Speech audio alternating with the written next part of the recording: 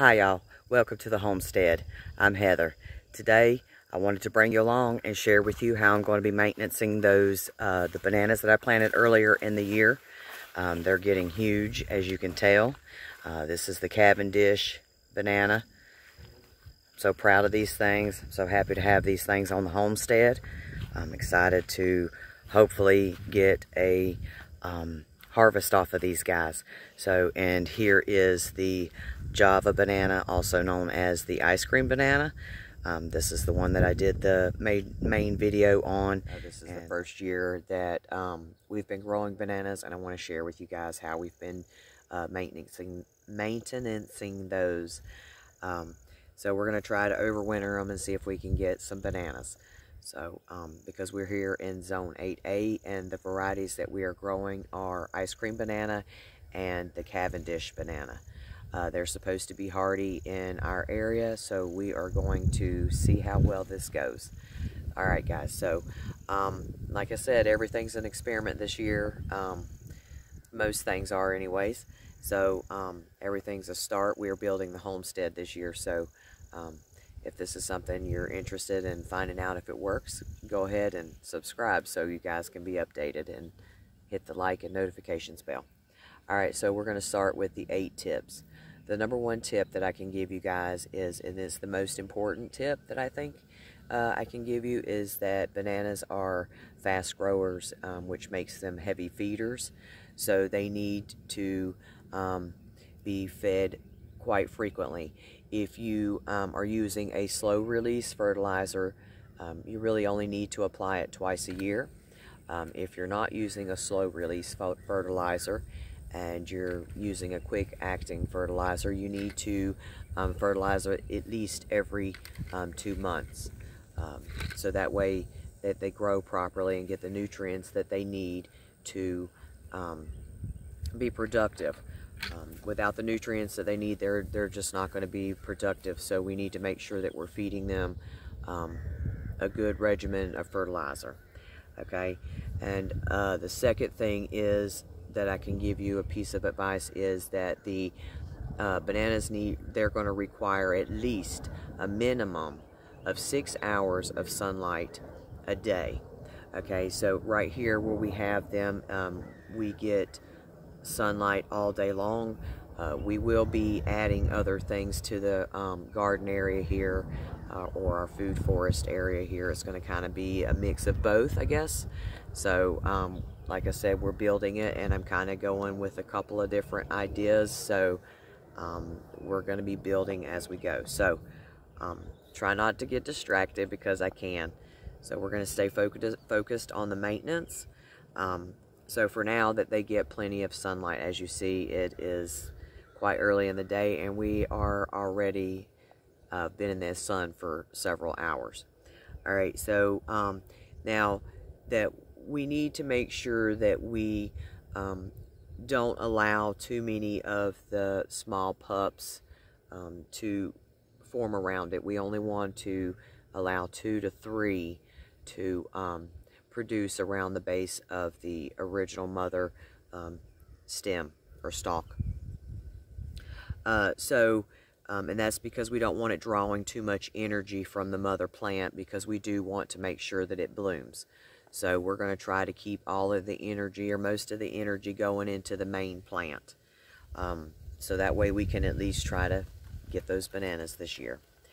Alright, so if we do want to, we can remove any of the pups at any time. So this is the 4th piece of advice I can give you, or the 4th tip that I can give you, is that if we are going to remove any of the pups from the mother plant, we can either do so at any point if we're not planning to propagate and use those pups to make more plants. But if we intend to make more plants or more areas for bananas, we're going to need to wait till they're 18 to 24 inches in size, so that way they've got a good chance to get a good root. So that's what we're going to do. Right now we don't have enough pups to separate. We're just getting going. So I'm sure that next season or next year we should have more pups to move them in different areas in the garden here. Okay, so the number 5 tip that I can give you is that we definitely need to make sure that we're pruning it. All right, I'm trying to maintain at least 4 to 6 leaves on the plant at a time. So I'm pruning the rest off and chopping them and dropping them. All right, so I guess this tip kind of goes with the next tip, number 6. We're using the leaves to mulch the plant because the plant has everything it needs to break down and provide nutrients for the banana plant itself. So we're going to be pruning these leaves off and keeping them up a little bit, so that way we're making sure that we don't have too many leaves on there at one time. We're going to try to see if this will encourage it to also bloom and produce us some fruit. All right, so number 6, I guess, is mulching with the leaves. Now, not only does it provide the plant with the nutrients that it needs, it helps to retain the moisture. Okay, and the bananas require lots of moisture. The 3 reasons mulching is going to be good is, number 1, it helps to retain the moisture. 2, it helps to keep it warmer in the winter and cooler in the summer. Depending on the season, it helps to maintain a better temperature in the ground, so we don't want the plants to freeze. Okay, so that's 3 reasons mulch is good for it. So the number 7 tip that I can give you guys would have to be that when a banana blooms, it's done. It only blooms once, and then the plant will die back. Now we can also save the energy and just go ahead and cut it back and also mulch with that.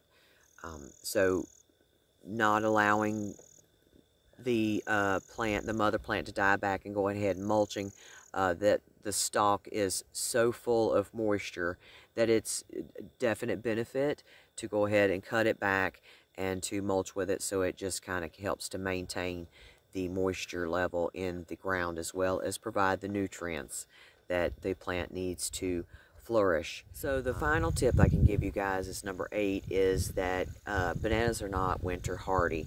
So we need to make sure that we protect them if the temperatures are going to be dropping down into the freezing temperatures. So we'll also be sharing that with you. Dave's been trying to figure out how we're going to protect this guy from the winter. I'm not sure what idea he's going to come up with. So we'll update you as we know. So guys, I hope these 8 tips are going to help you grow your bananas and grow them strong. So until next time, guys, happy homesteading.